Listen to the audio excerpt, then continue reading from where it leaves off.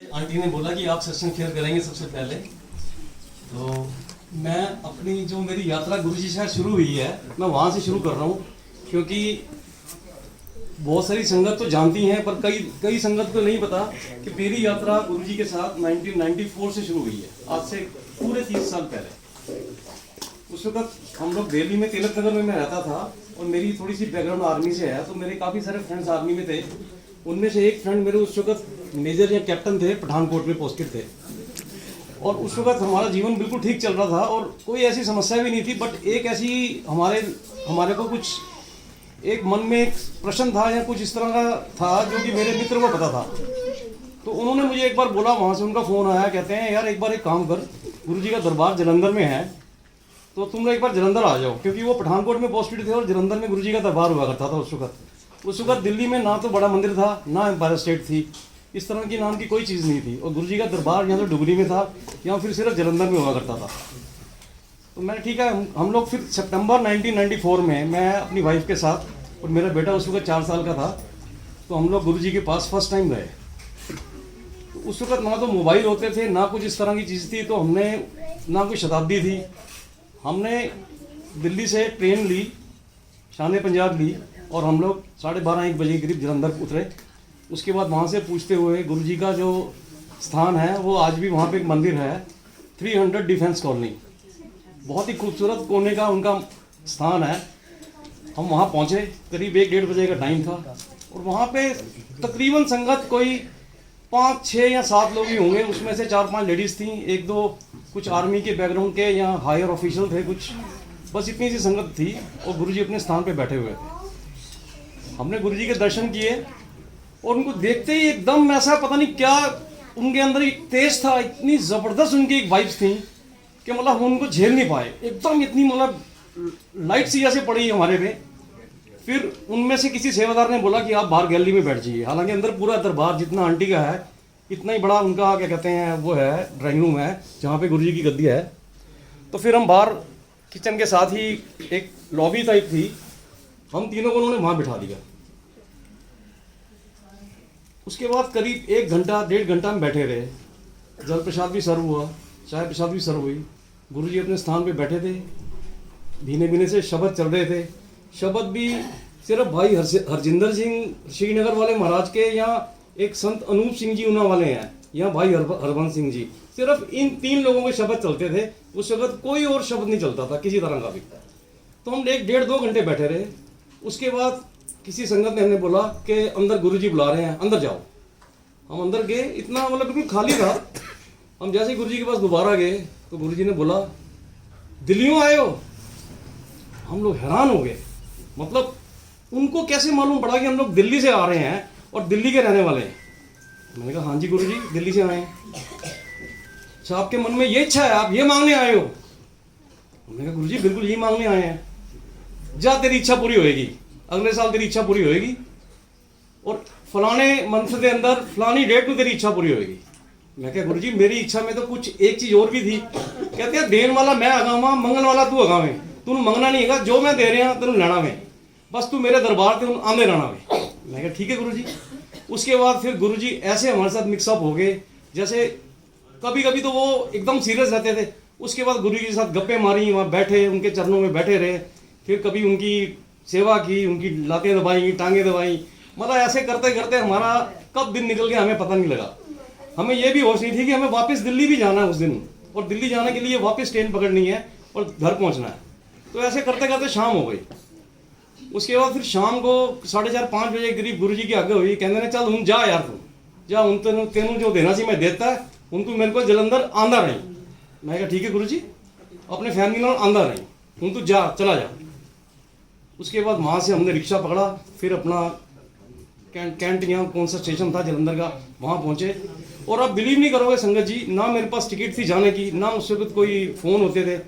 मैं स्टेशन पे पहुँचा हूँ और मेरे को आराम से वहाँ से सीट मिली है दिल्ली आने की, और मैं रात तक अपना 11:30-12 बजे तक दिल्ली पहुँच गया। इस तरह से फिर वहाँ से हमारी जर्नी शुरू हुई। फिर हम लोग करीब 15-20 दिन, महीने में हमने जाना शुरू कर दिया। हम गुरुजी के पास जाते थे, ऐसे ही सारा दिन का सीक्वेंस चलता रहता था। मेरा बेटा था वो वहाँ पे खेलता रहता था और गुरुजी हमारे को ब्लेस करते रहते थे, गप्पे मारते रहते थे, कभी सीरियस हो जाते थे, इस तरह से।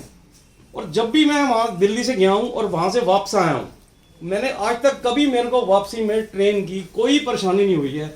आराम से गुरुजी हमारा अरेंजमेंट करते थे, चाहे वो 4:30 बजे हमारे को आज्ञा देते थे, चाहे वो शाम के 6 बजे देते थे, चाहे रात के 7 बजे देते थे हमें। मतलब क्योंकि धीरे धीरे सर्दी आती जा रही थी, हमें आज तक कोई ऐसा दिन नहीं था कि जब हमें ट्रेन ना मिली हो और हम दिल्ली 11, 12, 1 बजे तक ना पहुँचे।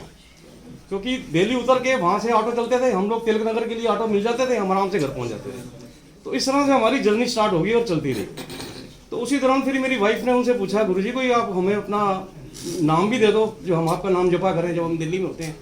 तो उन्होंने कहा मेरा सिर्फ एक ही मंत्र है, ओम नमः शिवाय शिव जी सदा सहाय, ओम नमः शिवाय गुरु जी सदा सहाय। तुसी सिर्फ इहो मंत्र करना है, भावें तुसी शनिवार मंदिर जाते हो, तुसी घर करते हो, जो करते हो, आपने सिर्फ यही मंत्र करना है। ये गुरुजी ने अपने मुंह से हमें अपना मंत्र बताया। हालांकि उससे पहले भी लोगों को पता होगा, बट गुरु ने कहा यही मेरा मंत्र है, आपने साथ में मेरा नाम लेके मंत्र करना है। इस तरह से जब हमारी जर्नी शुरू हुई और चलती रही आगे। फिर जनवरी 1995 का टाइम आया, तो जो गुरुजी ने हमें बख्शना था वो टाइम भी नज़दीक आ गया। उन्होंने हमें सितंबर 1995 में एक बख्शीश देनी थी, जिसकी स्टार्टिंग होनी थी जनवरी 1995 से। तो आप बिलीव करोगे संगत जी, उस महीने में जो बीच के 15 दिन थे, उस दिन जो मेरा घर है काफ़ी बड़ा था तिलक नगर में, उसमें 5-6 कमरे नीचे थे, ऊपर थे, तो मेरा एक रूम लास्ट में था। आप बिलीव करोगे मेरे रूम के अंदर गुरुजी की फ्रेगनेंस पूरे 15 दिन रही है। पूरे 15 दिन मेरे कमरे के अंदर फ्रेगनेंस रही है। जब मैं अपने बेडरूम से बाहर आता था, साथ में दूसरे रूम्स थे, उनमें कोई फ्रेगनेंस नहीं होती थी, कभी किसी को भी फ्रेगनेंस नहीं आई। हम अपने बेडरूम के अंदर होते थे, मैं, मेरी वाइफ और मेरा बेटा, हमें 24 आवर्स गुरुजी की फ्रेगनेंस वहाँ पूरे 15 दिन रही है। जो उन्होंने बख्शीश देनी थी, उन्होंने अपनी फ्रेगनेंस के जरिए जलंधर में बैठ के वहाँ से रहते हुए हमें वो बख्शीश उन दिनों में दे दी। और वो बख्शीश का फल हमें मिला फिर सितंबर 1995 में। वो भी मैं आपको बता देता हूँ, मैं थोड़ा शर्मा रहा हूँ शेयर करने में।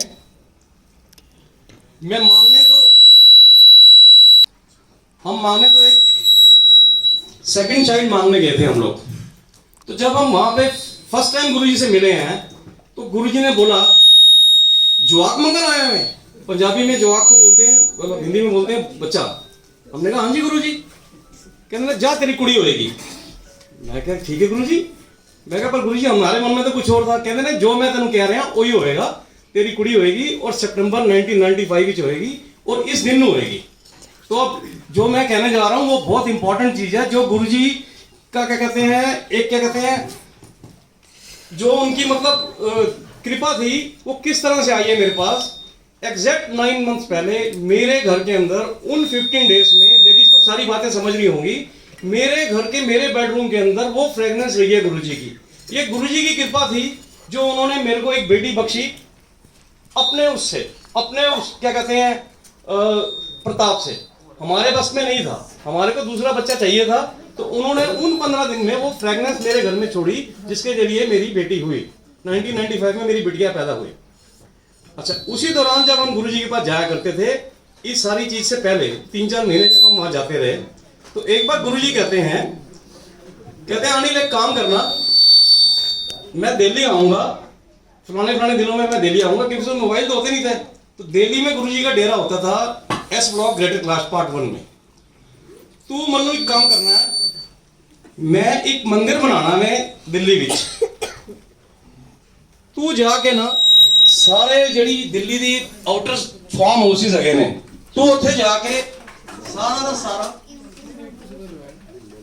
सर्वे करना है और मनु आके एक लिस्ट देनी है जिहदे मनु दसना है कि भी केड़ी जगह पे अच्छा जा मंदिर बन सकता है।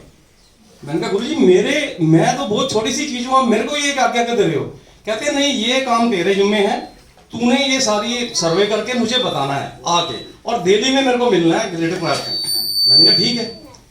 तो उन दिनों में फिर मैंने जब दिल्ली वापस आया तो मैंने एक दिन के लिए अपने ऑफिस से छुट्टी ली, और उस वक्त तो स्कूटर का जमाना हुआ करता था, गाड़ियां तो बड़ी मतलब दूर की बातें होती थी। तो मेरे पास एक वेस्पा स्कूटर था, तो मैंने छुट्टी लेके मैंने तिलक नगर से सुबह स्कूटर उठाया अपना, और वहां से मैं सबसे पहले गया हूँ छतरपुर मंदिर की तरफ। मेरे घर से 35 किलोमीटर है छतरपुर मंदिर। मैं वहां जाके उस वक्त तो बिल्कुल खाली कर था, मैंने वहां पे एक छोटी सी पॉकेट डायरी रखी है अपने पास, और मैंने वहां पे एक एक डीलर से या जो भी फार्म हाउस थोड़े बहुत होते थे, मैंने एक जगह ढूंढी, दूसरी जगह ढूंढी, मैंने सारी चीजें नोट की। उसके बाद मैं चलते चलते चलते चलते जहाँ पे गुरुजी का मंदिर अब है उससे थोड़ा सा पहले तक मैंने वो सारा एरिया सर्वे किया, सारी उनका क्या कहते हैं डाटा नोट किया। उसके बाद वहां से फिर मैं वापस आया छतरपुर। वहां से फिर जो बसंत कुंज तो हुआ ही नहीं करता था, एग्जिस्ट ही नहीं करता था, वहां से लेकर और महिपालपुर तक का जो एरिया था फिर मैंने कवर किया। उसके बाद वहां से फिर मैं रजोगरी की तरफ चला गया। रजोगरी जाने के बाद वहां से सारा मैंने सर्वे किया। वहां से जाते जाते मैंने कहा चलो नजागढ़ की तरफ चला जाता हूँ, क्योंकि मेरा घर तो तिलक नगर है, तो मैं पीछे की तरफ से आ जाऊंगा। तो आप बिलीव नहीं करोगे, मैं रजोगरी से नजागढ़ चला गया, मैंने वहां से भी सारा सर्वे किया। ऐसे करते करते शाम के 5-6 बज गए। उसके बाद जब मैंने देखा कि मैंने काफी सारा डाटा कलेक्ट कर लिया है, तो फिर वहां एकदम मेरे को लास्ट में ध्यान आया। मैंने कहा यार कल रात को जब मैंने स्कूटर खड़ा किया तो मेरे स्कूटर में तो पेट्रोल ही नहीं था, मेरे स्कूटर में तो रिजर्व लगा हुआ था और मैं पेट्रोल ही डलवाना भूल गया। तो आप बिलीव नहीं करोगे, उस दिन मैंने करीब 100-125 किलोमीटर स्कूटर चलाया होगा अपने घर से, जो मैंने आपको रूट बताया है। और जब मैं घर पहुंचा हूं, मैंने खोला तो उसमें तब भी रिजर्व लगा हुआ था और पेट्रोल नहीं खत्म हुआ। जय गुरुजी, ये गुरुजी की कृपा होती थी। तो फिर मैं एकदम समझ गया, मैंने कहा गुरुजी को कुछ मेरे से कुछ नहीं चाहिए था, उन्होंने सिर्फ मुझे अपना एक वो रूप दिखाना था, या उन्होंने मुझे अपना एक क्या कहते हैं समझाना था कि मेरे अंदर इतनी पावर्स हैं कि मैं कुछ भी कर सकता हूँ। और ये जो मेरे साथ हुआ है ये तो बड़ी संगत के साथ हुआ है। बिना पेट्रोल के गाड़ियां उनके जलंधर से लुधियाना तक पहुंची हैं, चंडीगढ़ तक गई हैं। ये तो मतलब it was a normal thing. और आप बिलीव नहीं करोगे, उसके बाद भी बहुत सारे सत्संग हैं, बट मैं आपको उसके बहुत आगे का सत्संग सुना रहा हूँ। जब 2011 के बाद जब मैं तिलक नगर से गुरुजी के मंदिर जाया करता था, बड़े मंदिर, तो बिलीव नहीं करोगे मेरी गाड़ी में कभी भी पेट्रोल या सीएनजी कभी भी कम नहीं हुई। मेरी गाड़ी सीएनजी की हुआ करती थी। तिलक नगर से बड़ा मंदिर करीब 40 किलोमीटर दूर था। मैं जितनी बार गया हूँ सीएनजी में फुल कराता था। सीएनजी फुल करा के जब मैं अपने ऑफिस जाया करता था, मेरा ऑफिस था पालम एयरपोर्ट एयर इंडिया का, तो तिलक नगर से जब तक मैं क्रिएटिव बेस पहुंचता था तो मेरी एक लाइट कम हो जाती थी। But you will not believe, मैं जितनी बार दिल्ली से गुरुजी के मंदिर गया हूँ मेरी लाइट कभी कम नहीं हुई सीएनजी की। जब गुरुजी के मंदिर में दर्शन किए, लंगर प्रसाद किया और वापसी चलते लाइट कम हो जाती। तो ये मतलब एक चमत्कार था, या गुरुजी ने क्या पता नहीं इसमें मैसेज था, या उन्होंने अपना क्या कहते हैं कोई कुछ समझाने के लिए करते होंगे। तो इस तरह से मेरे सत्संग तो बहुत हैं। अब मेरे ख्याल से मैं अभी इस सत्संग को विराम देता हूँ। और नीलू आंटी कह रही थी, नीलू आंटी कंटिन्यू करना है या? हाँ जी, हाँ जी। सत्संग फिर बाद में 2011 का है, वो डुगरी मंदिर का सत्संग है। कुछ ऐसा काम था कि मेरे को अपना, उस वक्त मैं एयर इंडिया में जॉब कर रहा था, तो मुझे वहां से रिजाइन करके कुछ और मुझे अपनी जॉब चेंज करनी थी, या कुछ इस तरह का था। तो वो सारा सिस्टम सेट हो गया था, वो almost it was all done, सब कुछ हो गया था। तो फिर हमने डिसाइड किया कि एक बार ये सब काम करने से पहले हम गुरुजी के पास जाएंगे डुगरी में, और उनके क्या कहते हैं मत्था टेक के फिर उस काम को स्टार्ट करेंगे। 2 अक्टूबर 2011 को, 2 अक्टूबर को संडे था शायद, संडे था। हम लोग रात को निकले यहाँ से और सुबह मॉर्निंग में हम डुगरी पहुँचे हैं। करीब 8-9 बजे हम डुगरी पहुँच गए थे। उस वक्त डुगरी में बिल्कुल भी संगत जितनी यहाँ बैठी है इतनी भी संगत नहीं थी। मतलब अभी तो जाओ तो 2-2 घंटे में नंबर भी नहीं आता। उस वक्त तो सारा दिन भी इतनी संगत ही रहती थी जितनी संगत अब है। तो हम लोग सबसे पहले पहुंचने वाले थे और एक अंकल और पहुंचे हुए थे, उनका नाम था राजेश खन्ना अंकल। वो इंडियन रेलवेज में काफ़ी अच्छी पोजीशन पे थे। एक वो अंकल थे, वो वहाँ पे थे, और एक रमा आंटी थी, रमा बहल आंटी, अगर कोई पुरानी संगत जानती हूँ, वो गुरुजी के पास ही हैं। तो वो वहाँ पे थी जो उस वक्त उसको देख रही थी मंदिर को, जो उनका सारा मंदिर का जो एडमिनिस्ट्रेशन था। तो हम लोग जो गुरुजी का ऊपर दरबार है, जब डुगरी में आप गए होंगे तो आपने देखा होगा काफ़ी लंबा दरबार है ऊपर। हम लोग बिल्कुल पीछे जाके बैठ गए। उसके बाद थोड़ी देर बाद वो अंकल आए और आंटी आई, उन्होंने वहाँ पे फिर वो जो फ्लावर्स थे डेकोरेशन के लिए दरबार सजाना शुरू किया। तो हम बिल्कुल लास्ट में बैठे थे और कोई भी नहीं था। 9:30-10 बजे का टाइम था। तो रमा आंटी ने हमें बुलाया, कहती हैं अंकल दिल्ली से आए हो। हम फिर हैरान हो गए, हमने कहा यार इनको कैसे पता है। हमने कहा हाँ जी। अच्छा एक काम करो, आप भी साथ में सेवा करो, थोड़ा सजाओ। फिर हमने भी अपना सजाया। फिर बातें करते करते आंटी कहती हैं अंकल किसी खास काम से आए हो। मैंने कहा हाँ आंटी जी। तो कहती हैं अंकल एक काम करना, अगर आप जाके रिज़ाइन कर रहे हो तो भी रिज़ाइन मत करना। ये गुरुजी का मेरे को आपके लिए मैसेज है कि जिस काम के लिए आए हो वो काम तो करना, but don't give your resignation. आप रेजिग्नेशन के बिना करना वो, नहीं तो आपको बहुत परेशानी हो जाएगी। मैंने कहा यार मैं हैरान हो गया। मैंने कहा ये आंटी आप कहते हैं नहीं, मेरे को वहाँ से मैसेज आया गुरुजी का और आपको मैंने बताना है। तो इस तरह से फिर वो हमारी काफ़ी क्लोज हो गई, उन्होंने अपना नंबर भी शेयर किया। तो उसके बाद जब मैं दिल्ली आया, दिल्ली आके मैंने जो काम करना था वो किया। जो मेरे बॉस थे उनको मैंने रेजिग्नेशन लेटर दे दिया। मैंने कहा आप इसको रखेंगे और आप इसको आगे नहीं देंगे। वो भी मेरे बड़े अच्छे बॉस थे जिन्होंने मेरी हेल्प की थी। कहते हैं यार तो एक काम कर, मैंने 1 महीने की छुट्टी ली और मैंने जो भी अपना सिस्टम था मैंने उसको करने की कोशिश की, बट अनफॉर्चुनेटली या फॉर्चुनेटली वो काम मेरा नहीं हुआ।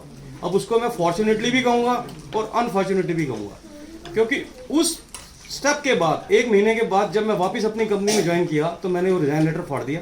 अभी भी मेरे पास ई फॉर्म में पूरा डाटा पड़ा हुआ है। मैंने शुक्राना किया गुरुजी का। मैंने कहा गुरुजी आपने मुझे डूबने से बचा लिया और मुझे वो वहाँ से निकाल के लाए।